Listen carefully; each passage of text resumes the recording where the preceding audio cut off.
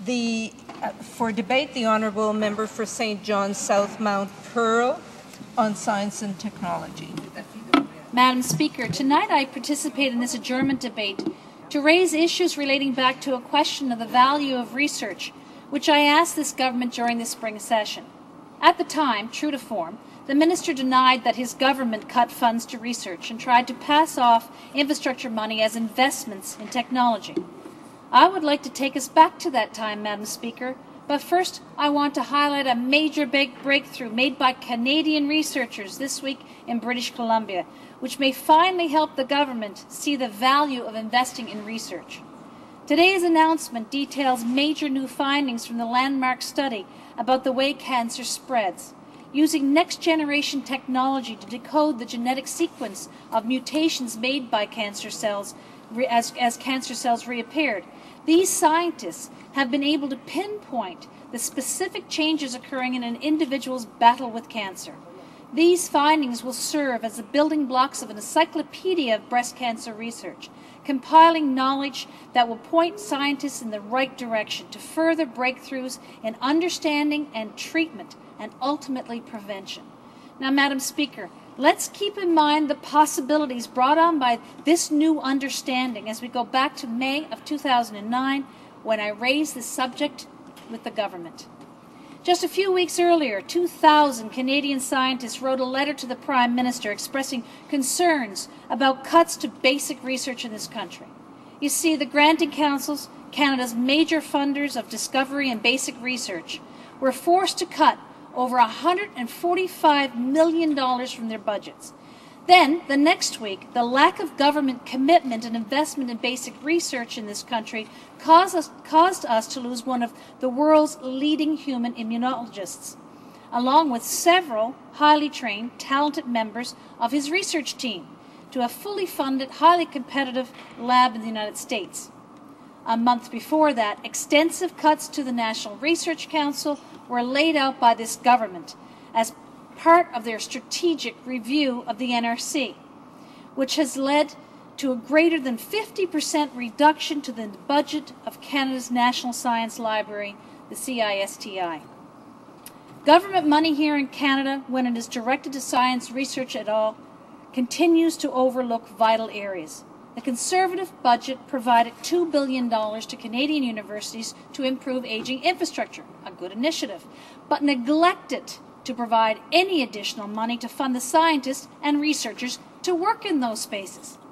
Add to that the budget cuts to CIHR, to NSERC, and the lack of inclusion of Genome Canada in this government's budget, and you get a pretty clear picture of the refusal of this government to recognize the importance of science. Now, the Liberals understand the importance and the value of science and research, and so do Canadians. Recent polling data from the national study commissioned by Biotech Canada indicates 9 out of 10 Canadians see biotech as important to Canada's future economic prosperity. The majority of Canadians, over 2/3, are also concerned about Canada's global competitiveness in science and technology, and 4 out of 5 Canadians are concerned about the loss of emerging biotech companies to Canada. Clearly, Canadians see the value of investing in science and technology, health research, and the knowledge economy. It's equally clear the government does not.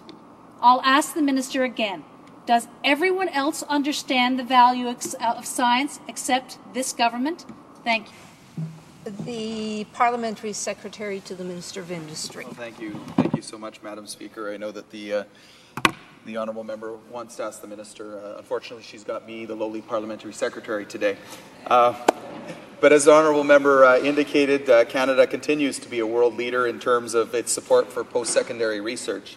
We rank first in the G7 and second after Sweden among the 30 OECD countries in terms of higher education R&D expenditures as a percentage of GDP. Last year, the granting councils underwent strategic review, which is an ongoing, important tool used by government to ensure that all spending is used efficiently and effectively as possible. As part of the review process, the Granting Council presidents identified a number of areas where funding from what they determined to be low-performing programs could be reallocated to higher priorities. It is also important to put the review in context. The overall budget for the 3 granting councils is about $2.5 billion per year. So the cut of $150 million over 3 years through strategic review represents a very small part of their budget. In addition, through the federal S&T strategy announced by the Prime Minister on May 17, 2007, the government has continued to demonstrate a strong commitment to S&T.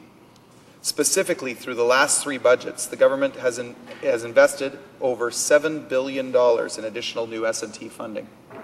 From budgets 2006 to 2009, this government provided significant increases in funding to the granting councils, the Social Science and Humanities Research Council, Natural Science and Humanities Research Council, and the Canadian Institutes of Health Research for their core programming. Budget 2006 provided additional funding of $40 million per year to the 3 granting councils. Budget 2007 invested a further $85 million per year. And in last year's budget, the granting councils received another increase of $80 million per year of funding in areas of benefit to Canadians. These funding increases, $205 million per year in total, are cumulative. They represent ongoing permanent increases in core funding for the granting councils. Our most recent budget, Budget 2009, provided over $5 billion in new S&T investments, one of the most substantial budget investments in S&T in Canadian history. Of this over $5 billion investment, Canada will spend $3.8 billion by 2010. Per capita, that's more than what the United States government has earmarked for science and technology in its own stimulus package for the same period. Given that much of the focus of this budget was on stimulus, we provided a massive $2 billion investment to enhance university and college infrastructure. This initiative, part of the government's economic action plan to stimulate economic activity, was in response to the #1 priority expressed by university and college presidents. Madam Speaker, our Budget 2009 and past investments underscore our understanding of the tremendous importance and value of S&T for our country. Thank you. The Honourable Member for St. John Southmount.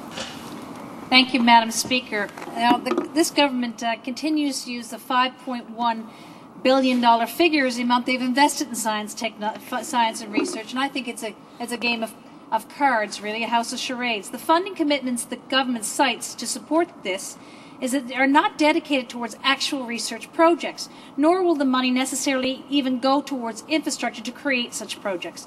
The Conservatives have barely maintained federal funding for science and technology research projects. Canada's 3 granting councils are undergoing a $148 million in cuts. According to Statistics Canada, total federal funding for science and technology in 2008 was $365 million less than in 2005 when adjusted for inflation. Universities have borne the brunt of the drop in funding. When adjusted for inflation, federal funding for university research in 2008 was $187 million less than in 2005.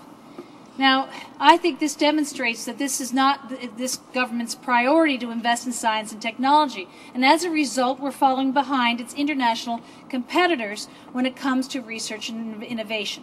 In terms of investing in research and development, U.S. stimulus allocated 6 times more funding per capita. Thank you, Madam Speaker. The Honourable Parliamentary Secretary.